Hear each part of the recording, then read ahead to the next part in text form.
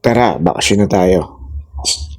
Time check, 1:01 AM na po. Bali, palis kami dito ngayon sa Bulacan. Full tank na rin po tayo. Yan. Nandiyan po si Mrs., si Mama, si Bunso, si Ate at si Kuya. Yan. Kompleto na po ang cast ng Team Santos. Yan. Ready na po tayo. Yan. Nakaiglip naman po tayo kahit papaano.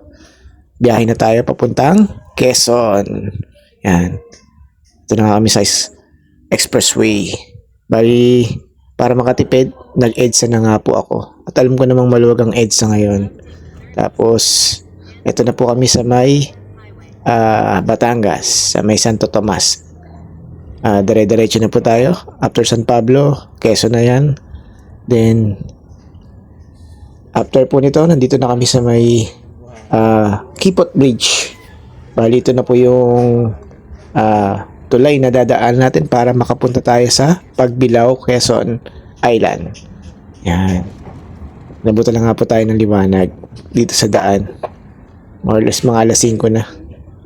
Bali dun sa Waze sabi 5.5, pero nakuha naman po namin ng 4.5 hours kasi umalis kami ng 1. Dumating po kami ng mga 5:20 mismo dun sa resort. Ito na po tayo sa Tulay na Buhangin, Barangay Tulay na Buhangin. Medyo rough road nga lang po yung mga daan dito. Yan. Kaya dahan-dahan lang po tayo. Bali doon sa bungad nga is nadaan natin yung mga solar farm. Kaya pag nakita niyo yung mga solar farm, sabihin malapit na tayo. Pagtawid nga natin ng tulay, dire-diretso lang po tayo. Mga rough road, marami nga lang pong lubak yung daan. Yan. Mapuno naman yung daan kaya okay ang ating pupuntahan. Kung love mo yung nature, ayan, ang ganda po ng daan. Yung kalsada lang po talaga ay malubak. Bali, medyo mahal ang gas pero naplano na namin kasi itong biyahe na to kaya dire-diretso na tayo. Yan, ito na nga pala yung bungad ng resort. Yan. Ito na po yan, ayan, Purawan Beach Island. Ito na po yung resort na pupunta natin. Bali, dun sa pinaka main resort is puno na. Kaya sabi sa amin nung staff ay dun na kami sa phase 2. Bali, sasakay lang kami ng bangka at yung mga gamit namin. Bali, ano lang naman, mga around 3 to 4 minutes ride lang naman. Kasi kaya naman talaga siyang lakarin. Pero high tide kasi kaya kung marami kang mga gamit at may kasama kang bata, sakay na tayo sa bangka. Bali, 100 pesos per head. Yung bata po is wala ng bayad. Back and forth na po siya. Kaya okay na rin para ma-experience natin. Ang linaw ng tubig. Kita mo talaga yung ilalim at yung mga isda sa paligid ng bangka. Ayan. Kaya alam mo malinis yung tubig sa dagat. Ayan, alis na po tayo. Kami lang po yung sakay. Bali, kung ilan lang yung pasahero, ayan, aalis na po kagad. Ayan, after nga namin mag-park at nadala na lahat ng gamit, eto na po. Pupunta na po tayo dun sa beach. Sa Borawan Beach Resort. Mas okay na rin to para mas konti yung tao. Kasi doon sa is fully book na yung pinaka shore. Walking nga lang po pala kami.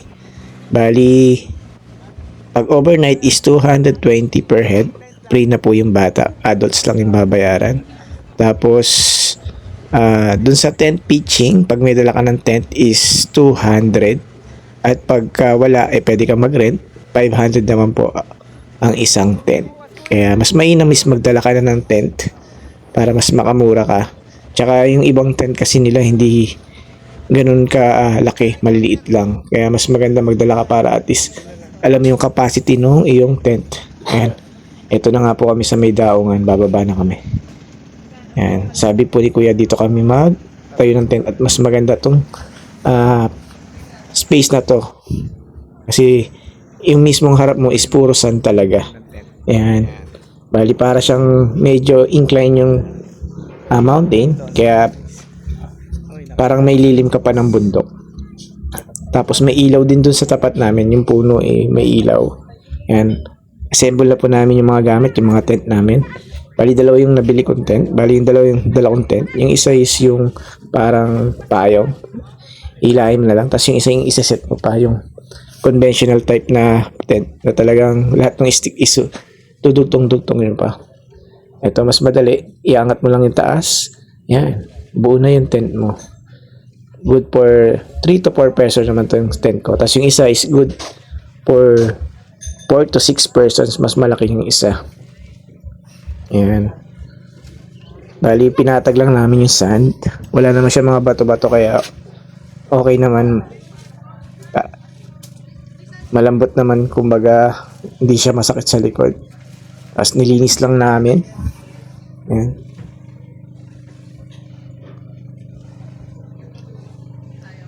Bali, mainit na ng time na to kahit maaga pa. Taas na yung araw. Tinutulungan ako ni Kuya Johan. Yan. Tapos may mga dala na rin kaming lutuan, thermos, tsaka mga pagkain. Mas maganda kasi may dala ka kasi meron namang mabibilan dito pero mas mura kasi mas mura ka kung meron kang dalang mga lulutuin na at mga pagkain para mas tipid at hindi ka na hanap pa ng hanap ng tindahan. May nabibili din dito mga tubig, yung galon. Nasa 100 pesos yung isang galon ng tubig. Kaya kung tinatabad ka magdala or ayaw mo mabigatan, pwede kang bumili dito sa tindahan dito. 100 pesos lang. Yung mga dilata na rin, yelo. Yan, marami ka naman mabibili dito. Meron din silang mga alak, mga pulutan. May mga dumadaan ding mga nagtitinda ng isda. Kaya halos lahat naman ng kailangan mo mabibili mo na rin sa tindahan. Pero syempre mas mataas siya dahil dinadala siya ng bangka. Kung gusto mo naman doon sa main kasi bumili ako ng yelo dito sa may mismong phase 2, 15 pesos yung yelo. Tapos sa kabila is nasa 12 pesos lang. Kaya mas mura pag nandun ka lang sa may main island or main resort. Yan, tingnan mo naman yung dalampasigan niya. Yan, puting-puti yung mga sand.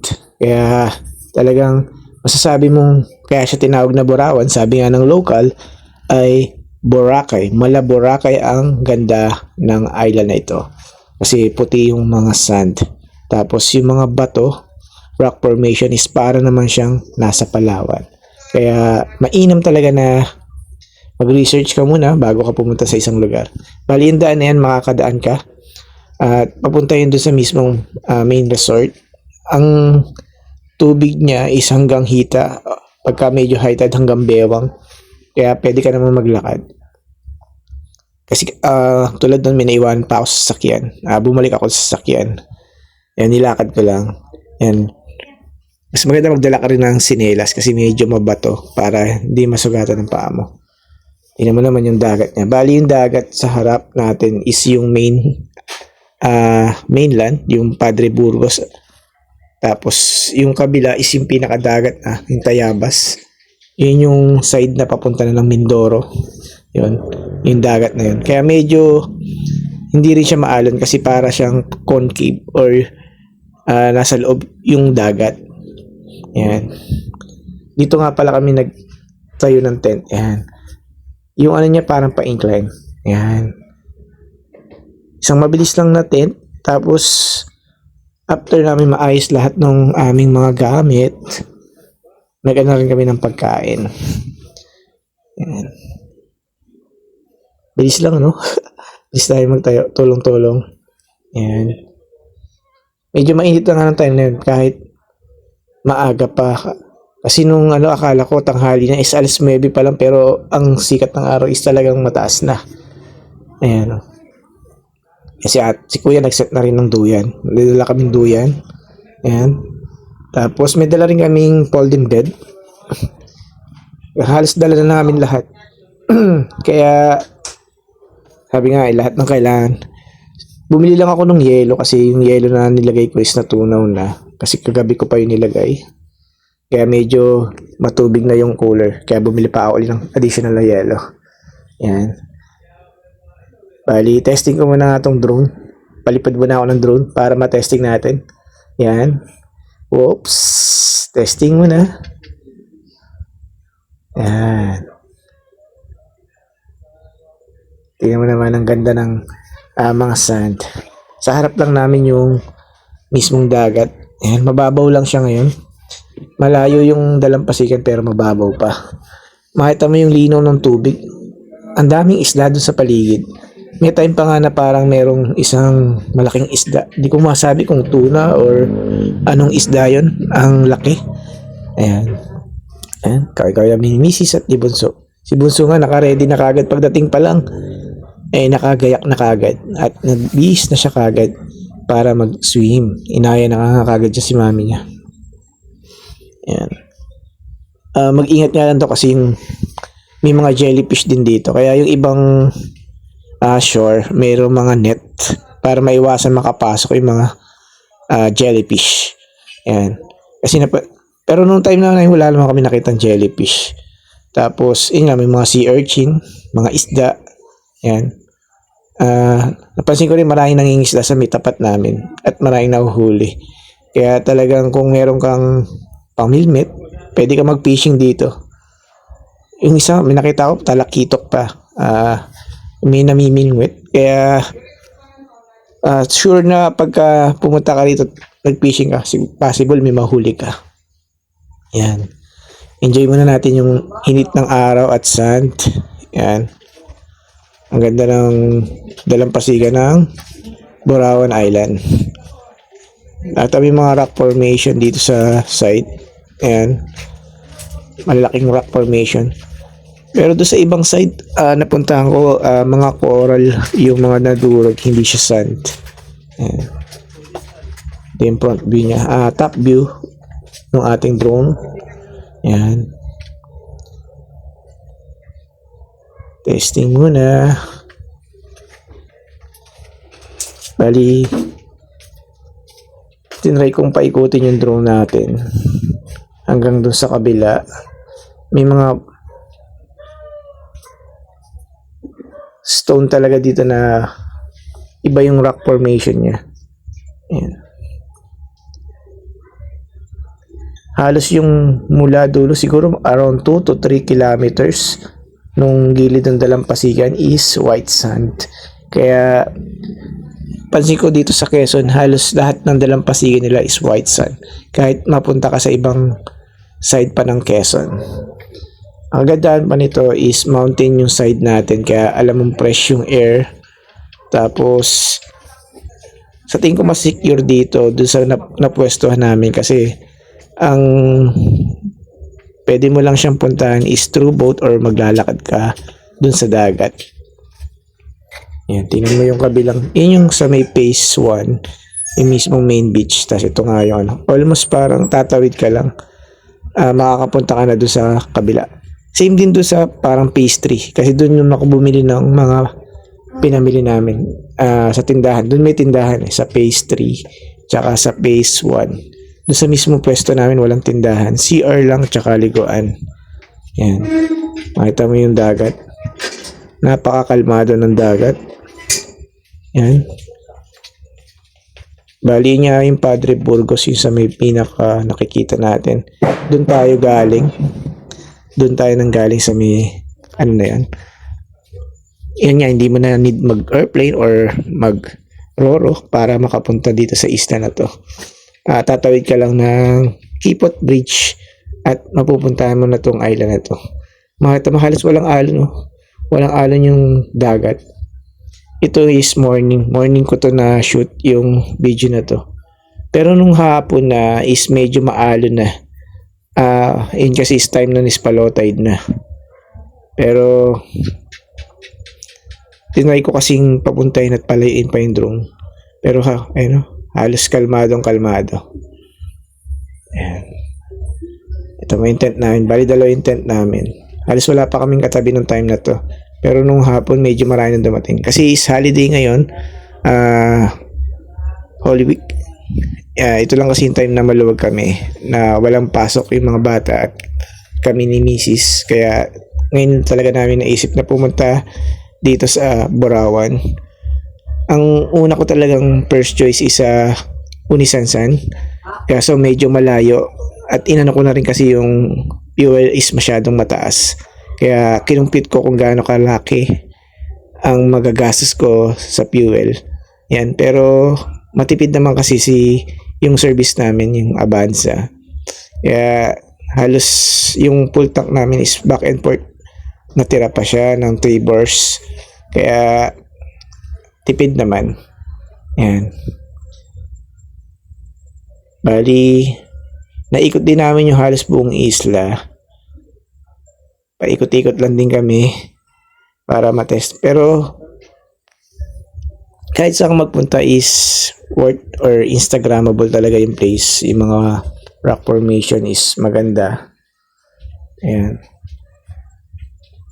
Tinry pa namin puntahan yung kabilang side. Pero hindi na kami ganong lumayo din sa dagat kasi ito na yung parang best part nung beach yung napwesto namin. Ayan.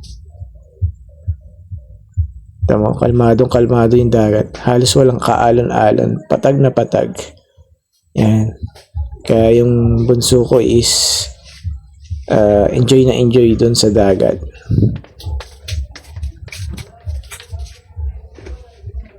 Bali yung bangka, napansin ko lang din kahit gabi na naghahatid sila. Kaya halos alas 9 or alas 10 is naghatid pa ng pasahero.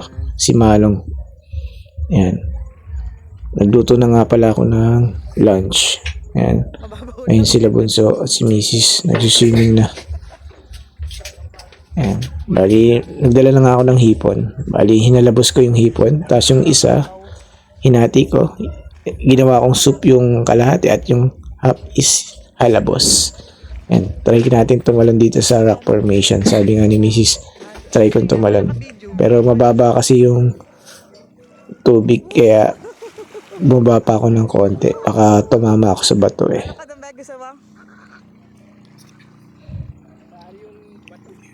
Makita mo yung linaw ng tubig. Ayan. Ang daming isda doon sa paligid. Ayan.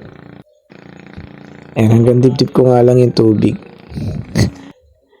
Hindi pala dibdib, bewang lang. Ayan. May mga bangka, kabababa lang ng ibang pasahero. Lamig ng tubig.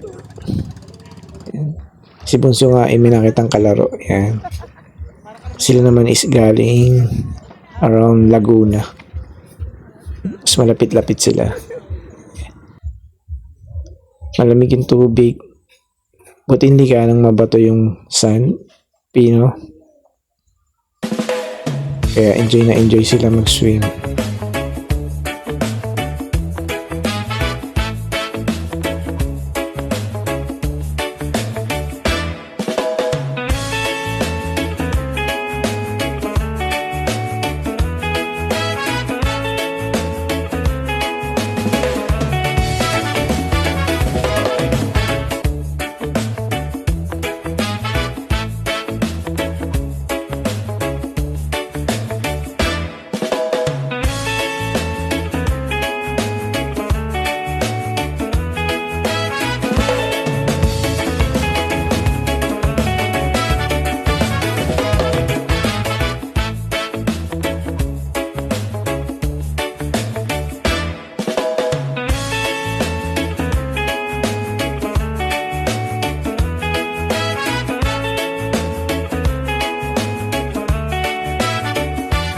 Bali, ang drone nga pala natin gamit is DJI Neo 2. Yan.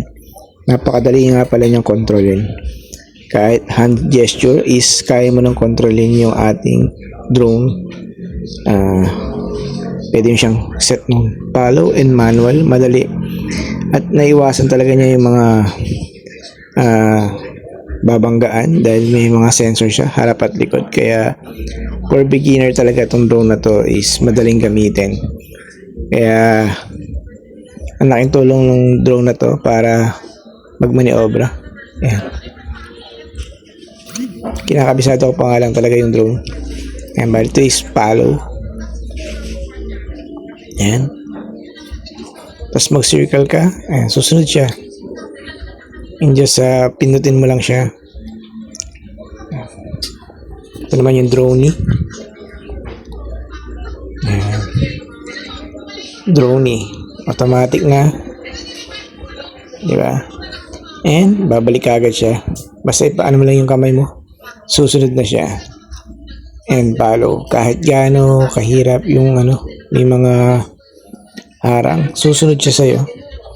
Ganon kadaling kontrolin tong si DJI Neo 2. Ayan.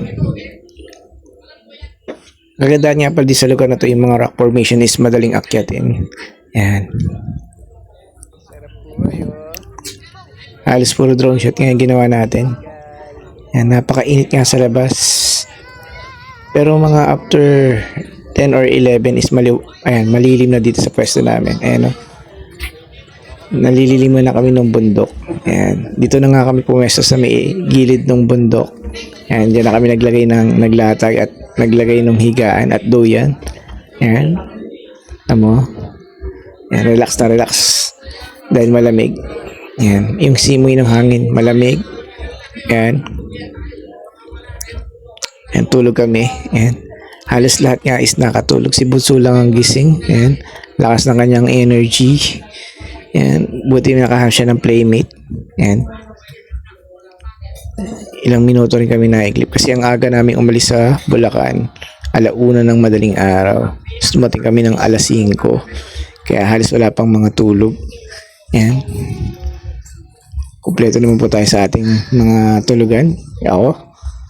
Pagkahiga ko is nakatulog nga kagad tayo dito sa buhangin. Ayan. Ayan. Kaya mainam na may dala kayong mga tulugan pagka pumunta kayo dito. Bali wala kasi dito mga cottages. May mga cottages sa may mga main resort lang.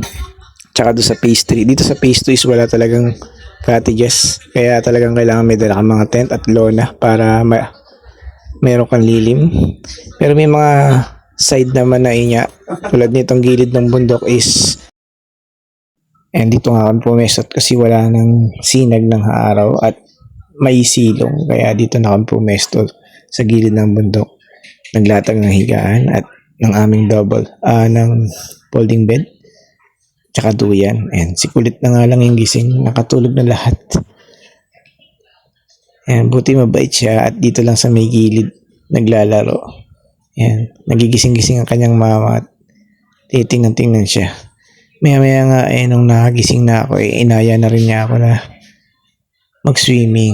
Yan. At swimming na siya. Bali ito nga yung layo niya. Yan, sabi dito kay Waze, andito na kami 5 hours and 20 minutes. Kaya bali ganoon siya kalayo pero nakuha naman namin ng 4 hours and 20 minutes kasi from 1 AM kami umalis, dumating kami ng 5:20 dito sa resort. Eto, ready na nga ako ng lulutuin para sa dinner, barbecue. Yan. At si ate nga nakisuyo, magpapapicture daw siya kasi si Kuya Johan si Johan ay tulog pa rin at wala magpipicture sa kanya. Kaya eto, sige, pigbigyan natin. Ito nga pala si Droney. Siya na nagpicture at nagvideo. Ayan. Si mama ay nagpa-picture na rin.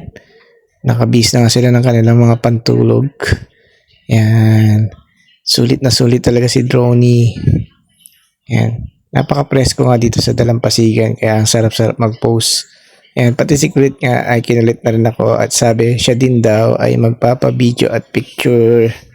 Ayan. Nakabis na nga sila ng pantulog nila. Bali mga 5:00 na pero medyo maliwanag pa din. Ayan. Umaw na siya at sabi nga niya nilalamig na raw siya bukas naman. Ayan, ito yung buwan, parang araw din, parang sunrise. Paakyat na siya. Ayan, napakatahimik dito. Buti walang ganong nagpapatugtog. Kasi wala namang saksakan dito Ilaw lang talaga. Ayan, napakakalmado ng dagat at ang ganda ng kalangitan. Ayan. Ayan yung view. Bali, ilaw lang talaga ng mga poste ang makikita mo. Kaya mas maganda magdala kayo ng inyong sariling ilaw. Pero doon sa pwesto namin is maliwanag. Kasi andun mismo yung bumbilya at poste sa tapat ng tent namin.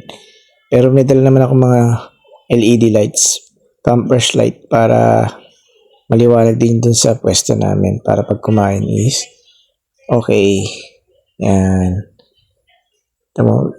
Yung lugar doon madilim na kasi nako-cover na kami ng mountain. Pero doon sa may mataas is medyo maliwanag pa. Ayan. Ayan, kitang-kita yung ilaw ng poste namin. And doon sa pwesto namin is maliwanag. Ayan, kita pa rin yung white sun. Ayan.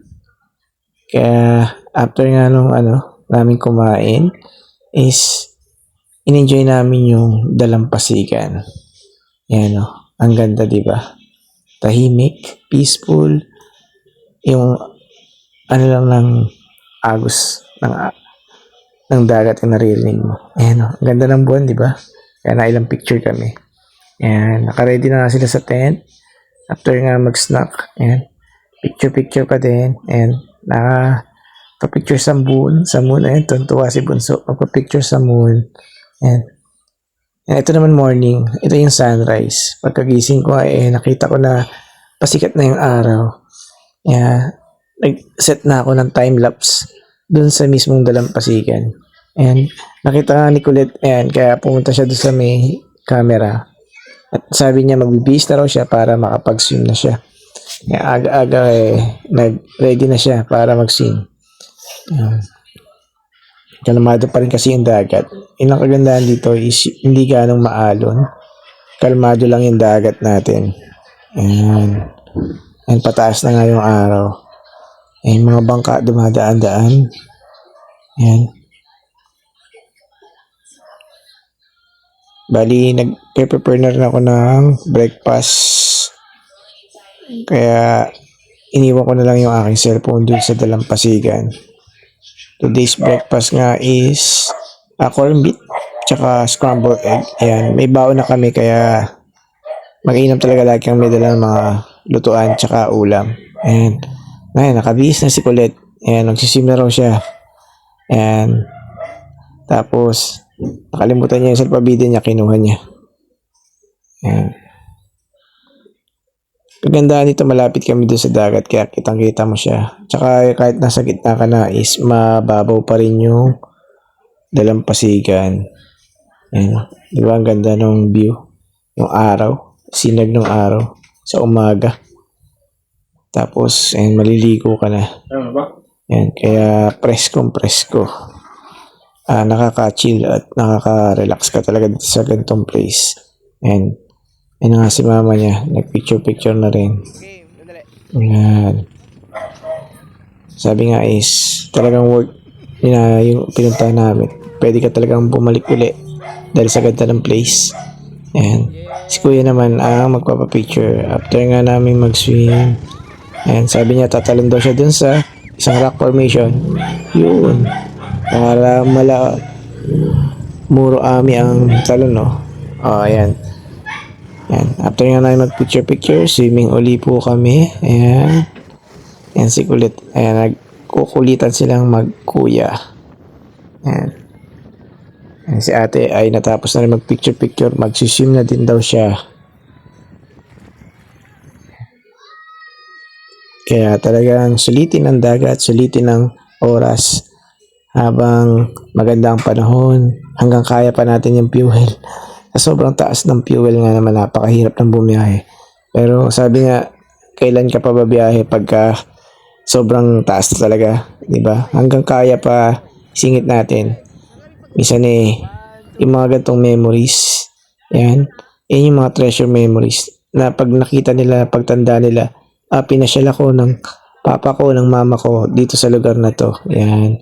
Kaya napakagandang isang pamana sa mga anak mo na dala mo sila sa ibang lugar o sa lugar na kakaiba. Yan. Na experience nila yung dagat, yung bundok. Yan. Dahil yun yung mga kakaiba experience, yung nature na pagka tumanda ka, maalala mo pa rin na nakapunta ka sa ganyang lugar. Ayan. Ayan. Si Kuya naman yung magpapa-video. Ayan. Ayan, si Droney. Picture and video.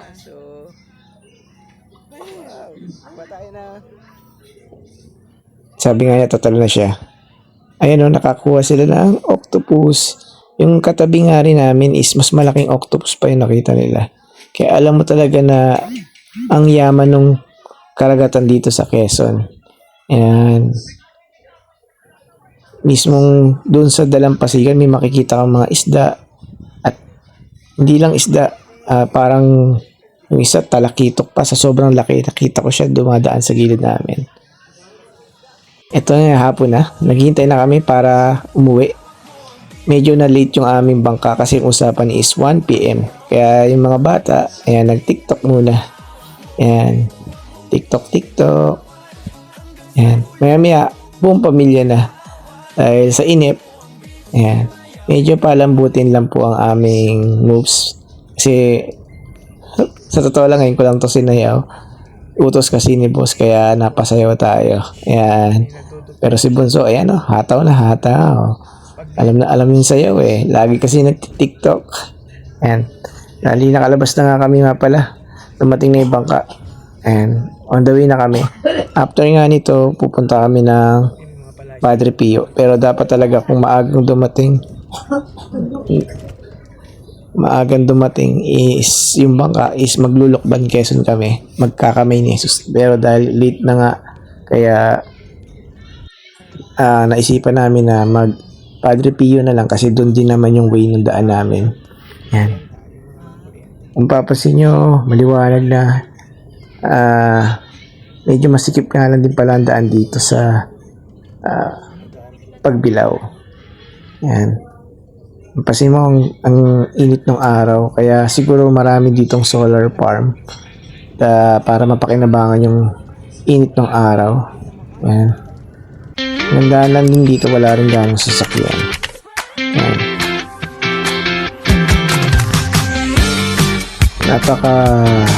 Ano lang din natin ang biyahe natin, mabilis lang din. Ito, wala na kaming stopover. Ayan, ito na yung mga pictures namin. Ayun o, mga Instagrammable talaga yung place. Cute di Bunso o. Ayan, may picture sila, magkapatid. Ayan, para pagtanda nila, alam nila yan. Ayan, ang kulitan namin ni Bunso. Ayan, sila naman ni Mama. Hindi mo mapigilan magpicture sa ganda ng place. Ayan, yung smile na makita mo yung pamilya mo na masaya. Yun yung mga treasure moment. Ayan, na nag-enjoy yung pamilya mo. Ayan. Sabi nga, yun yung mga time na hindi mo na may babalik. Habang malakas ka pa, habang kaya pa, ayan. Habang kaya pa mag long drive, ayan, go lang tayo. Hanggat kaya natin silang ipasyal. Ayan. Enjoy lang ang buhay, enjoy ang life. Ayan. Live like there's no tomorrow. Treasure moment, treasure time with your family. Ito yung pinaka best place kung nasaan at kompleto kayo. Yun yung pinaka magandang lugar. So uliting biyahe. Thanks for watching. Biyahe po ulit tayo.